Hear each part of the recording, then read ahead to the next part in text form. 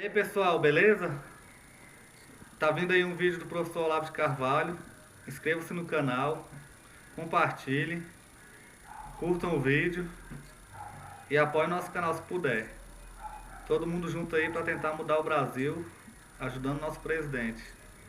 Valeu, galera. Forte abraço. Essa oportunidade.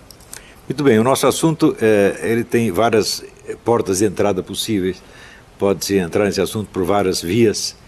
E eu vou aproveitar uma coincidência que hoje um rapaz, um repórter do New York Times, que está ali atrás, me perguntou por que tipos como eu e Bolsonaro somos frequentemente chamados de fascistas.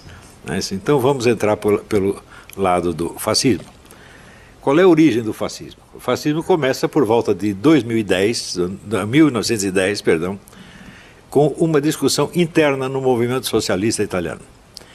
E com, vamos dizer, uma cisão do movimento socialista baseada na teoria enunciada por dois grandes teóricos do fascismo que se chamam Enrico Corradini e Alfredo Rocco. Alfredo Rocco, se bem me lembro, depois veio a ser ministro do governo Mussolini. E eles tinham uma teoria de que o sujeito agente, a força principal da Revolução Mundial, não podia ser a classe proletária, e aliás não podia ser nenhuma classe social, porque as classes sociais estavam condicionadas e circunscritas aos seus países de origem. Não havia, por exemplo, um proletário internacional. Proletário internacional era apenas uma maneira de dizer, mas se o proletário italiano saísse dali e fosse para a Alemanha, ele não seria um proletário na Alemanha, ele seria um mendigo. Então, a condição de proletário é uma condição nacional. Então eles pensavam, se queremos uma revolução mundial, o sujeito ativo dessa revolução não pode ser a classe proletária, não pode ser nenhuma classe. Somente a nação pode ser o agente da revolução mundial. Então a ideia, vamos dizer, de nações revolucionárias, ou seja, nações proletárias contra nações burguesas, ou nações exploradas contra nações exploradoras, esta foi a origem do fascismo. Se vocês observarem bem, vocês verão que depois da Segunda Guerra, esta estratégia foi adotada por todo o movimento comunista mundial. O movimento terceiro-mundista criado por Stalin não é nada mais do que isto. Se pegamos a história do Partido Comunista Brasileiro, por exemplo, vocês verão que a partir da Segunda Guerra, já na época do governo Getúlio Vargas, a estratégia era a união, a aliança entre o proletariado e a burguesia nacional contra o imperialismo. Então é a nação proletária contra a nação capitalista imperialista. Isso foi adotado em todo o mundo. Isso é a mesma coisa que dizer que o movimento comunista internacional, depois da Segunda Guerra, se transformou num movimento fascista internacional. E é por isso mesmo que eles xingam os seus adversários de fascistas para ocultar a realidade da sua própria política. Muito bem, se pegamos desde o início do movimento comunista com Karl Marx, nós veremos que sempre todo o mal, a violência, a criminalidade que estavam intrinsecamente associados a esse movimento eram justificados em função de fins a que essa violência, esse mal deveriam servir, de maneira que o mal serviria ao bem. Como diz o fim, justifica os meios. Então, por exemplo, a Revolução Proletária, com todo o sangue que derramasse, como derramou na Rússia e em outros lugares, se justificaria em função de um futuro de liberdade e prosperidade para o proletariado. Isso jamais se realizou, evidentemente.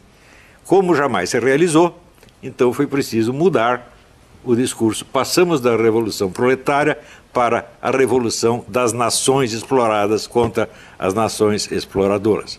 Porém, isto também não se realizou. As nações ditas exploradas que se revoltaram contra o imperialismo tiveram, sob o regime socialista, sob o regime revolucionário, uma sorte muito mais miserável, desgraçada do que tinham antes. Cuba, por exemplo, você vê que Cuba era, vamos dizer, a quarta economia da América Latina, agora é a 27ª, uma coisa assim. Quer dizer, Cuba se desgraçou a si mesma, né, buscando, sob o pretexto de libertar-se do imperialismo, ela se desgraçou. Eu acho muito engraçado quando dizem que a culpa da miséria cubana é por causa do bloqueio. É porque os Estados Unidos não comerciam com Cuba. Mas antes da Revolução, a desgraça não era justamente o fato de que os americanos comerciavam com Cuba? Então, Eu não sei então se o imperialismo atrapalha mais pela sua presença ou pela sua ausência. Antes reclamava da presença, agora reclamam da ausência. Então, tudo isso aí, é claro que são pretextos meramente verbais, é só uma tagarelice sem sentido. Porém, entre os anos 50 e 60, as pessoas mais inteligentes que havia no movimento comunista, que era um grupo de filósofos alemães, filiados ao que eles chamavam Instituto de Pesquisas Sociais, também chamado como Escola de Frankfurt, começaram a perceber que as grandes contradições e conflitos do capitalismo estavam se dissolvendo. Então, o proletariado, por exemplo, já não podia ser a grande força revolucionária, porque ele tinha sido absorvido pelo capitalismo e estava servindo ao capitalismo. A condição de vida do proletariado tinha melhorado muito, eles estavam prosperando em toda parte e eles estavam se sentindo muito bem no capitalismo e não queriam fazer revolução nenhuma. As nações exploradas também, né, viviam praticamente da ajuda dos seus exploradores, como a própria Cuba. Cuba vivia do dinheiro americano. Eu acho que saiu o dinheiro americano, antes reclamava porque o dinheiro americano estava lá, agora reclama porque não está mais lá. Então, as contradições todas acabaram. Então, como é que nós vamos destruir o capitalismo se não há contradições internas nele que nós possamos explorar? Então, esses filósofos, no caso o chefe, vamos dizer, o fundador disso aí foi o filósofo húngaro Georg Lukács, mas os outros eram todos alemães, Max Horkheimer, Theodor Adorno, todos eles. Né? Então, eles formularam o problema assim: já que no capitalismo não há mais contradições econômicas que nós possamos explorar, e entre as nações ricas e pobres também já não há aquela contradição que havia antes, o que nós podemos explorar como mecanismo destruidor do capitalismo? Que contradição interna nós podemos encontrar dentro dos países capitalistas que nós possamos explorar para destruí-los? E eles criaram, então, o que se chamou dialética negativa. Dialética negativa consiste apenas em encarar tudo o que existe sob o aspecto negativo e encarar o lado de mal, de exploração, de crueldade que existe em tudo, todas as relações humanas possíveis. Relações que tanto pode ser abarcar a sociedade inteira, quanto pode ser relações pessoais. Por exemplo, a relação entre marido e mulher, pai e filho, professor e aluno, e assim por diante. Eles começaram a enxergar o mal em tudo. E acreditavam, com razão, que com isso estavam realizando um programa que Marx havia enunciado, mas jamais realizado, e que Marx definia como a crítica radical de tudo quanto existe. Note bem, não se trata de criticar a economia capitalista, nem os países imperialistas, mas tudo quanto existe. Né? Então você critica o casamento, a educação, a amizade, a economia, o trabalho, a lei, a moral, tudo é ruim, tudo é demoníaco. E eles se dedicaram a esse trabalho durante 40 ou 50 anos, por exemplo, quando muitos deles eram judeus que fugiram da Alemanha, com justa razão, fugindo da Alemanha, porque seriam mortos lá. Chegaram nos Estados Unidos, eles receberam aqui os melhores empregos, né, prêmios, eram paparicados e aplaudidos, tudo lá, e eles escreveram livros de que a sociedade americana era exatamente a mesma coisa que a sociedade alemã. Você fala, eles são loucos? Não, eles são simplesmente os autores da dialética negativa. Eles veem tudo pelo lado mal, inclusive as melhores coisas que existem. Ora, quando você se torna o crítico radical de tudo quanto existe, você se colocou acima da realidade existente. Toda a realidade é má e você é o crítico que a examina, analisa e condena. Automaticamente você está colocado acima da realidade, acima do universo, não apenas acima desta sociedade onde você vive, mas acima do universo inteiro. Só que, um momento, em que você se transformou? Você virou Deus? Porque você está acima? Não. Porque Deus está acima de fato, mas Deus não cria o mundo para criticar o mundo, e sim para salvá-lo.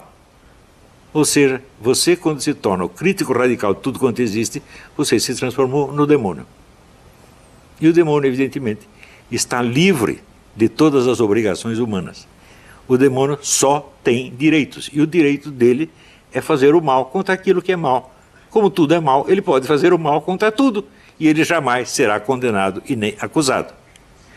Veja, isto quer dizer que esta política esquerdista hoje, ela tem sobre o seu público, especialmente o público jovem, um tipo de atrativo que é completamente diferente da que tinha antes. Antes tratava-se de fazer o mal em nome de um bem. Agora não precisa mais o bem. Agora, o mal é em si mesmo uma superioridade. Tão logo você aderiu a esta política, você está acima da humanidade. Você jamais é submetido a exame. Você é o examinador, você é o julgador e você é o carrasco que vai destruir tudo. E você jamais será examinado. Vejam, aconteceu um fenômeno, um fato singular, muito significativo. Após ter jogado milhões de jovens contra seus pais, contra seus professores, contra as leis, contra a moral, contra tudo, um dia o professor Theodor Adorno teve o desprazer de ver os alunos da faculdade invadirem a sua sala e começarem a quebrar tudo. E aí ele ficou, não, peraí, aí já é dialética negativa demais. Isso aí não pode. Então, isso quer dizer, o dialético negativo, o acusador universal, ele está acima de todas as acusações. Ele não pode ser acusado, ele não pode ser sequer analisado. É o tipo invisível que vê tudo. Ele é o olho que tudo vê, para usar um antigo simbolismo esotérico. Ele é o olho que tudo vê e ele jamais é visto. É por isso que o pessoal da direita, você perguntar assim, quantos livros de direita você leu destruindo, por exemplo, a filosofia do Theodor Adorno? Nenhum. Quantos livros de direita destruindo a filosofia de Georg Lukács? Nenhum. Toda a bibliografia direitista que existe critica o socialismo, critica o marxismo, critica vários programas políticos, mas nunca vai à profundidade da filosofia da dialética negativa. Nunca. E por isso esta dialética negativa ela sempre sobrevive e pode se refazer e se reconstruir depois das piores derrotas. Então isso quer dizer que enquanto esta filosofia da Escola de Frankfurt não for totalmente destruída, ela vai se renovar e vai reconstruir o movimento comunista milhões de vezes. Isso nunca acaba. Isso é indestrutível. Veja, a destruição não é destrutível. A destruição vive apenas de destruir. Ou seja, nós podemos dizer que o pessoal da Escola de Frankfurt descobriu o segredo da vida eterna. Eles podem viver eternamente. É só viver da destruição e jamais propor nada positivo. Quando propor alguma coisa, propõe sob o nome de positivo algo negativo. Por exemplo, operar crianças de 5 anos, um menino de 5 anos que diz que é menina, você já manda operá-lo. Ela corta o órgão sexual dele e pronto, virou menino. Pode haver algo de bom nisso, é claro que isso é apenas destruição. Você não sabe o que vai ser desse menino mais tarde. Você não sabe se ele vai querer o seu órgão sexual de volta. Mas não precisa saber. Como é a destruição, e a destruição é sempre positiva, vamos em frente. E assim por diante. Quando você propõe... Um momentinho, deixa eu tomar uma água.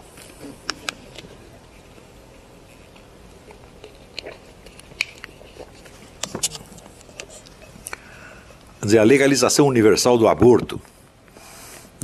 Pensa bem. Alguém pode provar que um feto é um ser humano apenas uma coisa? Existem provas de uma coisa, existem provas da outra. Essa discussão pode continuar eternamente e ninguém chega a uma conclusão. Um não convence o outro não convence um. Então significa o seguinte, nenhum de nós sabe a resposta dessa pergunta. Se nós não sabemos, então há 50% de chances para um lado e 50% de chances para o outro. Portanto, a escolha não é racional. Isso quer dizer que aquele que é a favor do aborto, ele não é por motivos racionais, ele é porque ele quer. Ele quer o aborto universal. E ele quer porque o aborto universal é negativo e, portanto, do ponto de vista dele, será sempre positivo. E assim por diante. Tudo que as pessoas consideram mal passa a ser considerado bom. O bem só existe sob a forma do mal. E esta é a essência, esse é o segredo da Escola de Frankfurt. Isso tem um atrativo infinitamente maior do que a velha revolução proletária ou a velha revolução fascista. Porque tanto a revolução proletária quanto a revolução fascista, elas alegavam um bem futuro que era justificativa do mal que se está fazendo no presente. Era a finalidade boa que justifica o meio mal. Portanto, essas revoluções podiam ser criticadas em nome do quê? Dos fins que elas mesmas se propunham. Quando você via, por exemplo, que no regime socialista os proletários estavam passando muito mais fome do que no regime capitalista, você via que a revolução tinha falhado a realizar o fim que ela se propunha. Então ela podia ser criticada em nome do seu fim. Do mesmo modo, Você vê, a Revolução Fascista prometia que, vamos dizer, as nações que estavam sendo exploradas e roubadas seriam as dominadoras. Não é isso? Então, sei lá, o Hitler vai propor um Reich que vai durar 1000 anos. Durou 12 e acabou muito mal. Não é isso? Mussolini acabou pendurado, assassinado e pendurado pelas pernas, e a Itália perdeu tudo. Então, essas revoluções podiam ser criticadas em nome dos fins positivos em nome dos quais elas faziam mal. Mas a nova revolução, a revolução da dialética negativa, não pode ser criticada por nada. Porque ela tem o monopólio da crítica, ela tem o monopólio do discurso destrutivo. E o monopólio do discurso destrutivo transforma o seu portador num tipo sobre-humano. Ele jamais pode ser condenado em nome de nada, nem mesmo da própria revolução. Você vê que os antigos comunistas ainda tinham a possibilidade de ter que fazer uma autocrítica. Nós erramos em tal ponto agora. Agora não há mais erro, meu Deus do céu. Está entendendo? O poder atrativo desta coisa é ilimitado. E pela mesma razão, não adianta discutir contra esta revolução com os argumentos e armas com que se usava contra a Revolução Proletária e a Revolução Fascista. Não adianta mais. As pessoas não são mais acessíveis a esse tipo de argumento, por quê? Elas são sobre-humanas. Você percebe? Um sujeito, por exemplo, que ele nasceu homem, decidiu virar mulher. Bom, alguns acabam parecendo mulher mesmo, mas a maioria não acontece, o sujeito continua parecendo homem. Então você olha e vê um homem, mas ele diz, mas eu me sinto mulher, e você não tem o direito de me olhar como os seus olhos me veem. Você tem que me olhar como eu quero ser visto. Isso quer dizer que a piada do Groucho Marx, afinal, você vai confiar em mim ou nos seus próprios olhos? Virou realidade.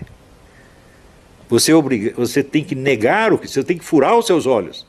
Né? Você não tem o direito de enxergar as coisas como você as enxerga. Você tem que enxergar como o seu interlocutor quer ser enxergado. Então ele se colocou numa posição supra-humana. Ele não está mais em condição de ser julgado pelos mesmos critérios com que nós somos julgados.